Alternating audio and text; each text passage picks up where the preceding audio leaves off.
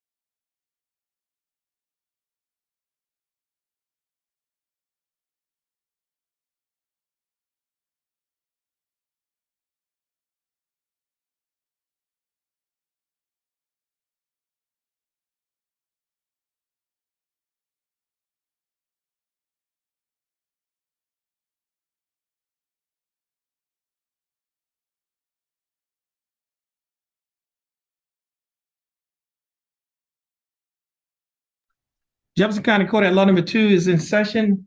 The court is in session with the arraignment docket on today's date of November 7th of 2023.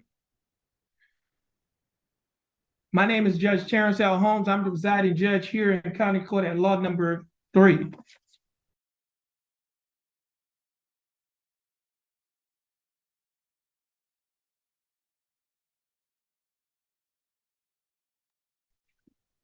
My name is Judge Terrence Holmes. I'm the presiding judge here in County Court at Law Number 2.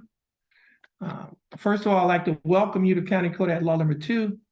You have been asked to come to court today for what we call an arraignment. And what the arraignment is an opportunity for the court to tell you what you've been charged with, what your rights are, what your options are concerning your case. Now, the case that you have in this court is a criminal case. It is a misdemeanor criminal case. Criminal cases are divided into felonies and misdemeanors. Your felony cases are your more serious type cases, and those cases are handled in the district court. However, in County Court at Law Number 2, we handle misdemeanor cases. Now, if you had a felony case, the felonies falls into 5 categories. You have and we're going to start at the top and work our way on down to the bottom. You have the capital murder, first-degree felony, second-degree felony, third-degree felony, and state jail felony.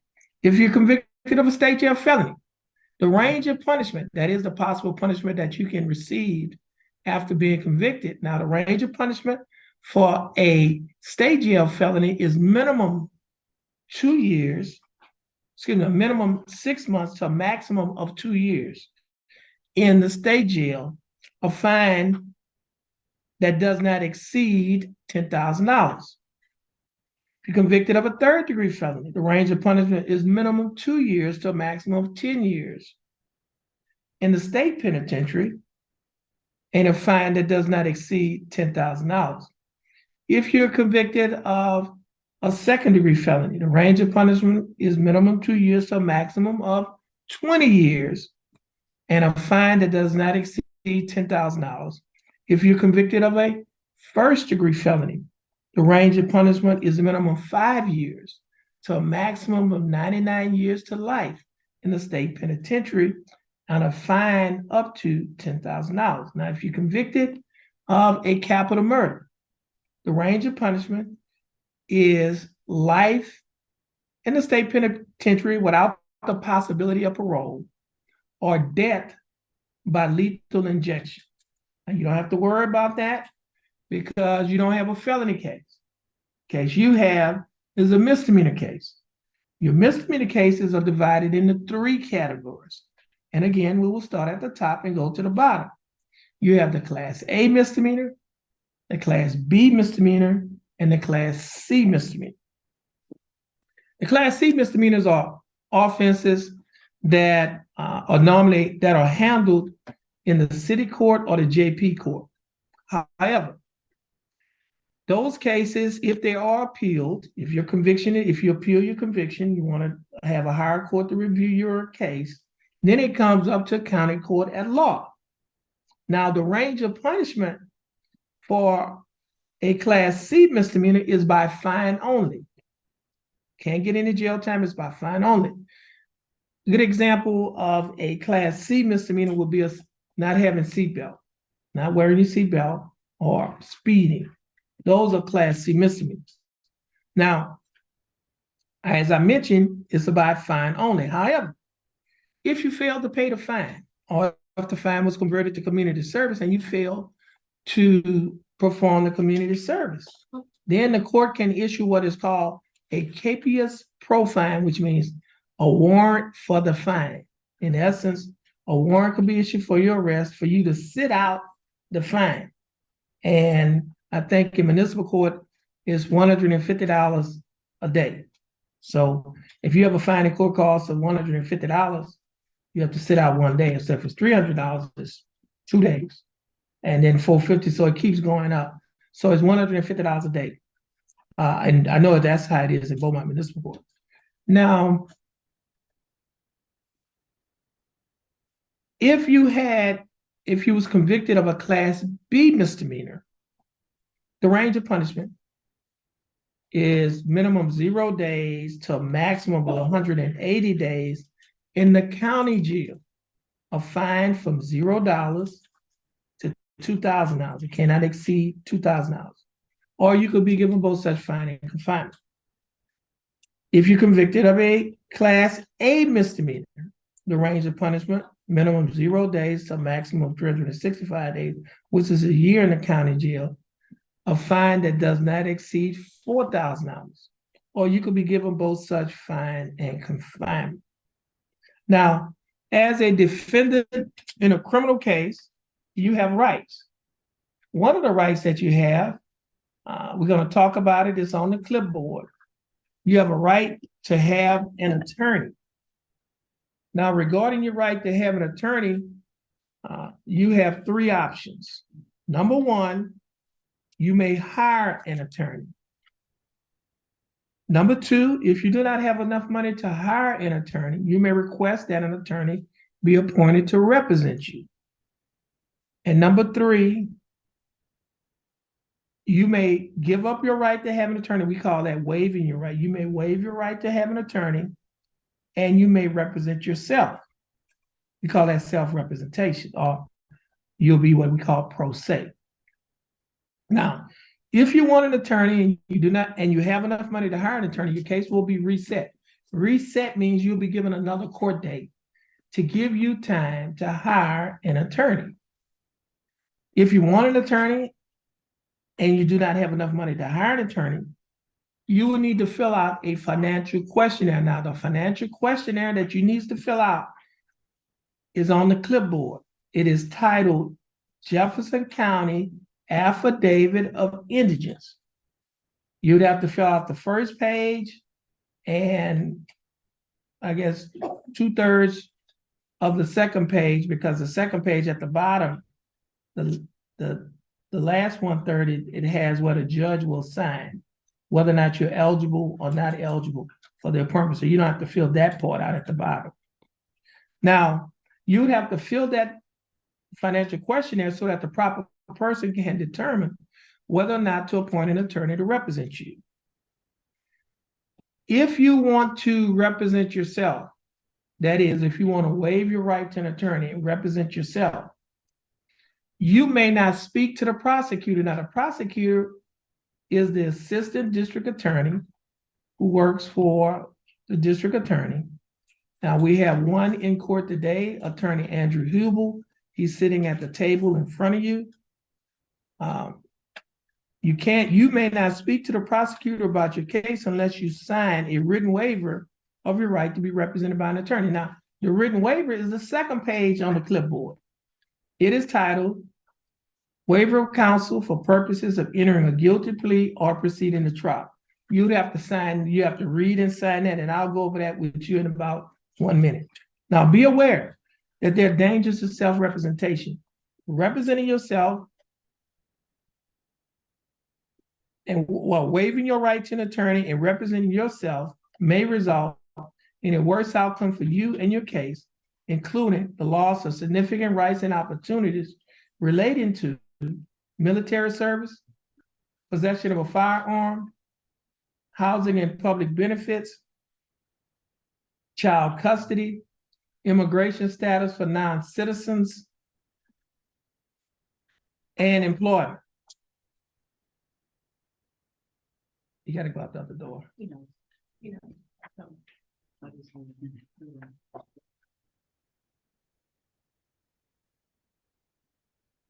Now, if you choose to proceed without an attorney, that is, if you want to waive your right to an attorney and represent yourself, you may change your mind at any time and request that an attorney be appointed to represent you. At the bottom of the document on the first page, you see 5 lines. Above that, it says, defendant's choice, mark initials next to only one choice. If your choice is to hire your own attorney, then you will place your initials on the first line to the left. If you have already hired an attorney to represent you in your case or cases, then you will place your initial on the second line to the left and the name of the attorney on the line to the right. If you want to apply for a court-appointed attorney, you will place your initials on the third line to the left. If you have already been appointed a court-appointed attorney in your case, then you will place your initials on the fourth line to the left and the name of the attorney on the line to the right. If you want to waive your right to an attorney or give up your right to an attorney and represent yourself, then you will place your initials on the fifth line to the left. Now, once you have finished initialing one of the 5 lines, then you will sign your name on the line that is titled defendant, and you will date it today's date, November 7th of 2023. The next page, for those individuals who will be waiving your right to an attorney and representing yourself, then you would have to read and sign the next form that is titled Waiver of Counsel for purposes of entering a guilty plea or proceeding to trial. And it reads as follows. I have been advised of the nature and charges against me and the dangers and disadvantages of self-representation. My waiver is voluntarily and intelligently made. Now, when you say voluntarily, what that means is that no one is forcing you to sign this waiver. And when they use the term intelligently, that means that you know what you're doing. So you're saying that my waiver is voluntarily and intelligently made. Furthermore, I have been advised this 7th day of November of 2023 by County Court at Law Number 2 of my right to representation by counsel in the case pending against me. I have been further advised that if I'm unable to afford counsel, one will be appointed to me free of charge. Understanding my right to have counsel appointed to me free of charge, if I'm not financially able to employ counsel, I wish to waive that right and request the court to proceed with my case without an attorney being appointed to represent me.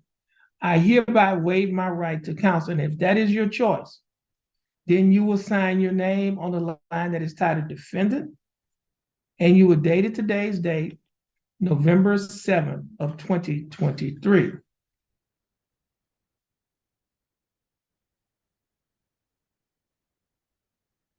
Now, as I mentioned, the affidavit of indigence, which is on the 3rd page, Jefferson County Affidavit of Indigence, you would have to fill out the first part.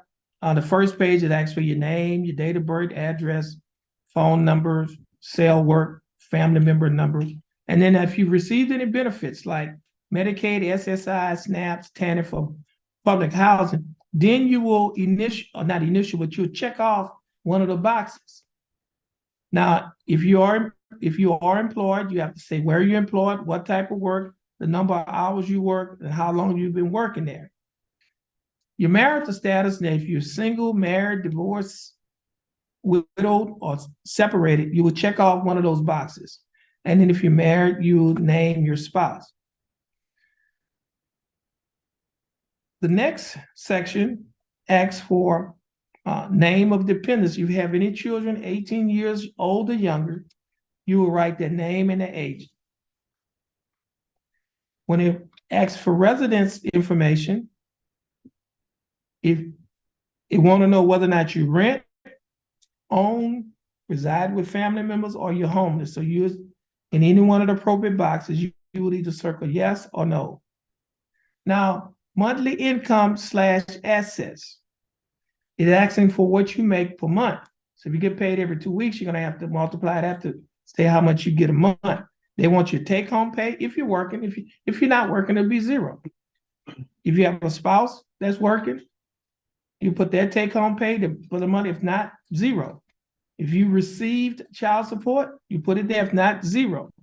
If you receive SNAP, which is food stamps, you put that amount. If not, zero. If you receive Social Security or disability, you put that amount. If not, zero. And other governmental check, if you receive one, you put the amount that you receive a month. If not, zero. Other income, if you have other income, you put that amount where it says other income. If not, you put zero. And then if you have any assets like cars, homes, etc., you'll just estimate the value. And then it asks for your total monthly income and assets. Now, on the next side, it asks for monthly expenses. On that side, you'll place, if you rent or pay a mortgage, you put that amount. If not, you put zero. If you have to pay utilities, electric, gas, water, you put that amount. If you do not have to pay it, it's zero. Child expenses, that's including child support paid. So if you're paying child support, if you're supporting or you're paying for other items to support a child or children, you'll just average what you pay per month. And your food expenses, all of the food expenses that you're paying per month, you put that in. If not, zero. Transportation costs, you have a car note. If you have car insurance, and if you're paying for maintenance or you're paying for fuel, whatever you're averaging a month, you'll total all that together and you'll put it where it says transportation costs. Now, if you have a cell or home phone, you put what your monthly expenses for that. If you have probation fees, if you put your probation fees per month, if not, you put zero. Medical / health insurance, if you have medical expenses and you pay health insurance, you'll total that. If not, you put zero. And the minimum monthly credit card payment, if you have credit cards and you're paying a monthly payment, you'll put that amount. If not, you put zero, then you'll total that up. Now, on the next page where it says defendant's oath, you would read and sign that. You put in the day's date, this 7th day of November 2023. And then where it says defendant's signature, you'll sign your name there in today's date, November 7th of 2023. Now, at the bottom where it says unsworn declaration, you'll fill that information out, your name, your date of birth, your address, and then it says, I declare under penalty of perjury that the foregoing is true and correct, executed in Jefferson County, state of Texas, on the 7th day of the month, which will be November of 2023. And then that last part, you don't fill that box in, that's for the court. And that's it. Now, as a defendant in a criminal case, you also have a right to have a trial by jury. That area over there where you see those 12 chairs, we call that the jury box. 6 citizens of Jefferson County will be selected to sit as jurors in your case, and they will decide, after listening to all of the evidence and the arguments and deliberating, they will decide whether or not to find you not guilty or guilty. Now, you also have a right to waive or give up your right to have a trial by jury. By waiving or giving up your right to have a trial by jury, your case will come before the court in one of 3 ways. One way it comes before the court by way of a trial. By trial by judge only. We call that a bench trial. You waive your right to a jury trial, but you still want to have a trial. And so it's a trial by judge only. The judge will listen to all of the evidence and the arguments, and then the judge will decide to find you either not guilty or guilty of your charge. The second way your case can come before the judge is by way of an agreed plea bargain agreement. An agreed plea bargain is a plea bargain is a settlement that you have reached with the state. You and the state have agreed to settle your case. We call that a plea bargain agreement. And then so if it's agreed, then it comes before the judge, and the judge could either accept or reject the plea bargain agreement. If the judge accepts the plea bargain agreement, at that point, once it's accepted, if you decide you want to appeal within 30 days, you have to get permission from the judge. If the judge gives you permission to appeal your case, then your case will be appealed up to the Ninth Court of Appeals, which is right above us on the third floor. The Ninth Court of Appeals will, they can either accept or they can either grant or deny your appeal. If they grant your appeal, they can simply find you not guilty, or they can send the case back down to this court and order this court to give you a whole new trial. If they deny your appeal, then at that point, you can appeal your court to a higher court than the Ninth Court of Appeals. You can appeal it to the Texas Court of Criminal Appeals, which is the highest criminal court in the state of Texas. And you would have to file what is called a pro se petition for discretionary review. Pro se means you're representing yourself.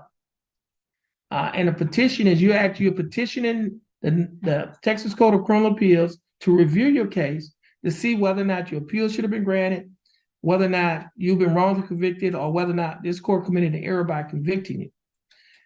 If they grant your appeal, they can simply find you not guilty, or they can send the court back to the Ninth Court of Appeals, or they can send the court back to this court and order this court to give you a whole new trial.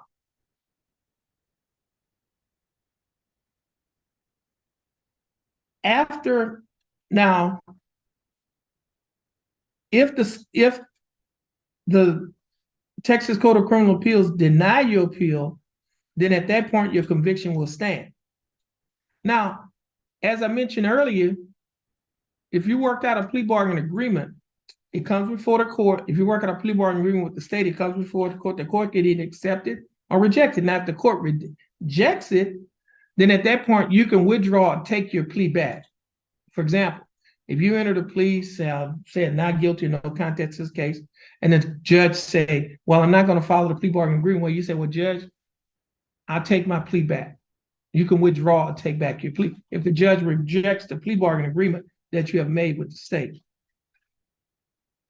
Now, the other right that you have a right to have witnesses come to court. And that chair right there where the microphone is, we call that the witness stand. And what witnesses do, they can either they can testify in your case. They can testify for you, against you.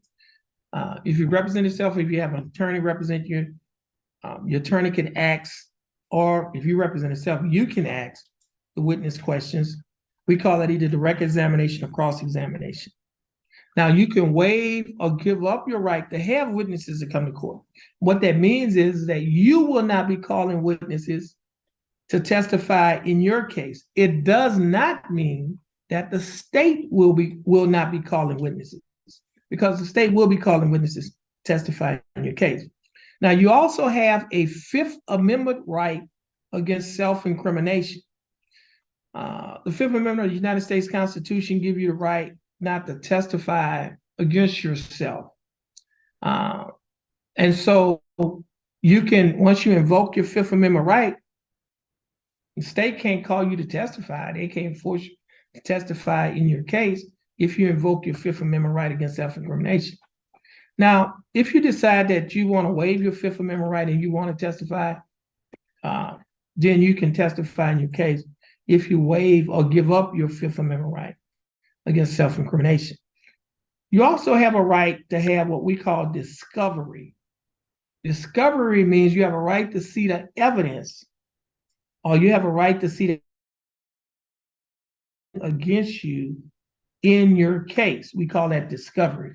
And that's you have a right to discover what they have and what they'll be using in your case. That is, you have a right to see the documents, the witness statements, your statements, police reports, lab reports. You have a right to see videos, hear audio recordings, instruments, if they have instruments that they'll be using, gun or whatever they may have. You have a right to have access to that through what we call discovery. Now, you also have a right to waive or give up your right to have discovery. And that simply means that you will not have access to that information if you waive or give up your right to have discovery. As a defendant in a criminal case, everyone that's here for arraignment, you've been arrested and you are out of jail on bond. You're either out on what we call a cash bond, which means you paid the full amount of the bond to get out of jail, or you're out on a surety bond, which means that you paid a bondsman a percentage of the cash to get out of jail, a percentage of the bond to get out of jail, or you're out of jail on what we call a PR bond or personal recognizance bond, which means that you did not have to pay any money to get out of jail. You were released under your own personal recognizance with a promise to appear in court on your days for court.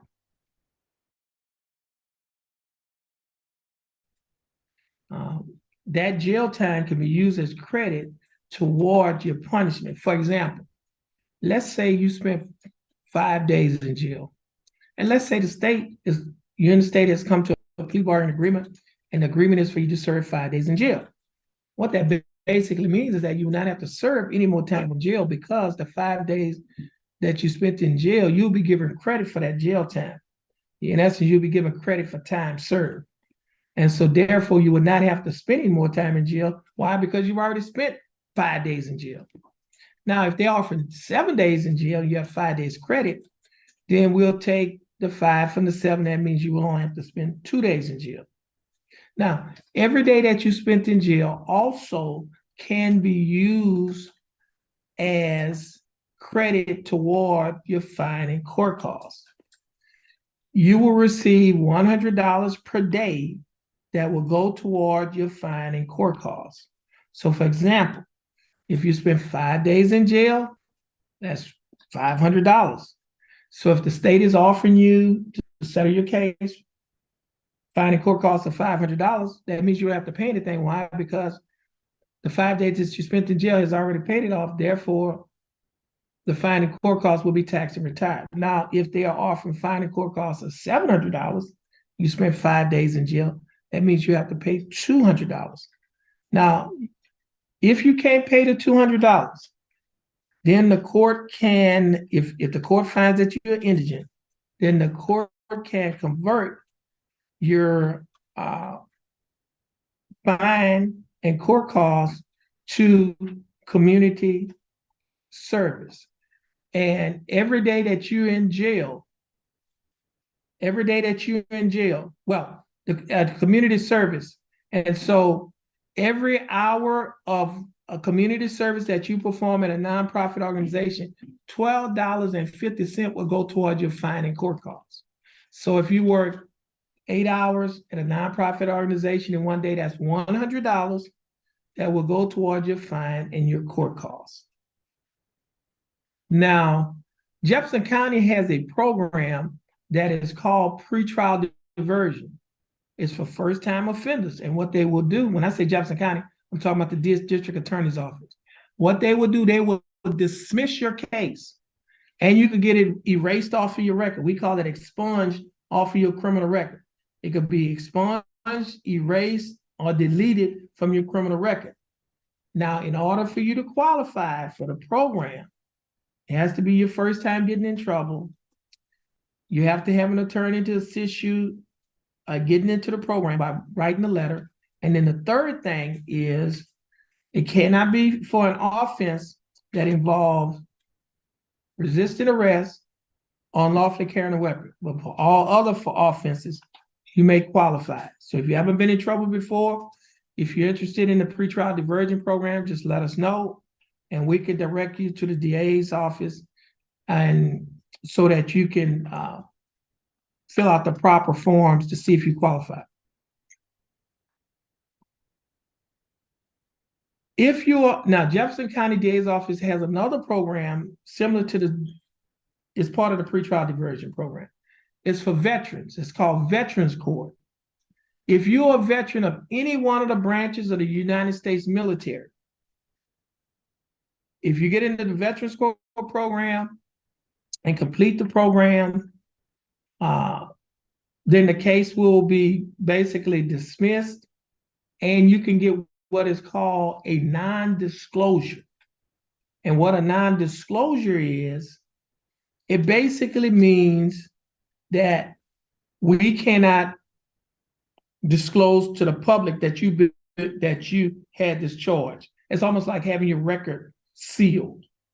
And that's for the general public. Now, the government can have access to it, like the state, city, federal government. They can have like the police. But the federal government, the governmental agencies will have access, but the general public will not have access.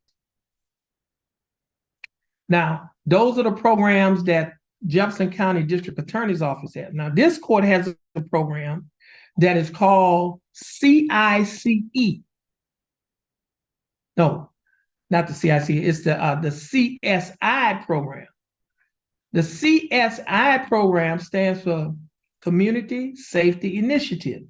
It is a program that I started within 100 days of taking office in March of 2017. With that program, the program is designed to address the issue of what we call recidivism. Recidivism basically means individuals who commit crimes, over and over. And so to address recidivism, we have the Community Safety Initiative. In that program, we have partnerships with various agencies in our community. One of the agencies that we have a partnership with is called Spindletop Center. The Spindletop Center is our local mental health center. Now, in order to participate in the program, you do not have to be insane or incompetent. You can suffer from anxiety or depression or any host of any other mental illnesses. And Spindletop will, what they will do, they will do a private interview, either here in the our conference room or our jury room, or they can do it at their facility, or they can do it by phone. They will also do an assessment, and then they can develop a treatment plan, either outpatient or inpatient, to address whatever mental health needs that you have. If you have issues with drugs or alcohol, we have a partnership. Well, with Spindletop has a program that is called ATAR. ATAR stands for Addiction, Treatment, and Recovery. We also have a partnership with the Golden Triangle.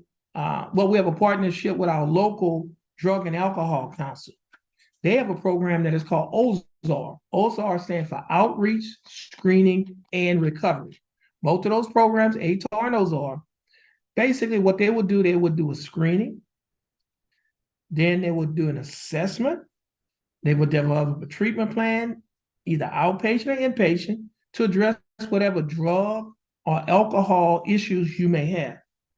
If you're unemployed or if you're looking for a better job, well, we have a partnership with the Golden Triangle Empowerment Center, who has a partnership with Lamar University. Lamar University has a program that is called CICE. CICE stands for Center for Innovation, Commercialization, and Entrepreneurship. It is a job training and a job placement program in the hotel industry, the shipping industry, and the chemical industry. Once you're trained in one of the areas that you select, then they will assist you at getting a job in the area that you're trained in. All of these programs, also as part of the CICE program, if you have not graduated from high school, they have a GED program where you could get your graduate equivalency diploma. Now, all of these programs that I just mentioned, all of these programs are free. It does not cost you anything. Only thing actually it will cost you is just time to participate in the program. And I like to say in this court, we do not just give time, we take our time. And that simply means that we do not just arrest the problem, we address the problem. And we believe that if we address the problem, we can produce productive people. And if we produce productive people, then productive people have too much to lose and they will not commit crimes. And so I also like to say that when you come to county court at law number 2, we don't have court as usual. We have unusual court. And it's not because we're different, but it's because we're trying to make a difference in the lives of the individuals that come before this court. And if we make a difference in their life, we're going to make a difference in the home that they go to. And if we make a difference in the home that they go to, we're going to make a difference in the community in which they live, because what comes out of the home goes into the community. And so with this program, the Community Safety Initiative, we believe that with this program, then we can make Jefferson County a safer place for all of us to live, work, go to school, go to church, and to raise our families. So if you're interested in any one of these programs, just please let us know. And we have the brochures that we can give to you so that you can get into any one of these programs. Now, the paperwork that you have on the clipboard, we're going to pick that paperwork up. If you need any help filling it out, we have our court personnel who's here, who's willing and ready to assist you at filling the paperwork out. Now, I know it's going to take a little time to fill that paperwork out and for us to pick it up. And if you need to use the restroom, there are 2 restrooms in the hallway right outside the courtroom. The men's restroom is in front of county court at law number 3, and the women's restroom is on the opposite side of the hall in front of 172nd District Court. Now, if you need to use the restroom, you can use the restroom. Now, please do not leave the courthouse. Now, if you leave the courthouse and your case is called, you're not here, your bond will be forfeited and a warrant will be issued for your arrest. Okay? So at this time, if you need any assistance at filling the paperwork out, just raise your hand. We have our court personnel who's here, and she'll be happy to assist you. So at this time, the court will go into recess. And then once we finish picking up the paperwork and go through that paperwork, we're going to call you up before the bench one at a time. All right? And then once you finish here, you'll be free to go. And at this time,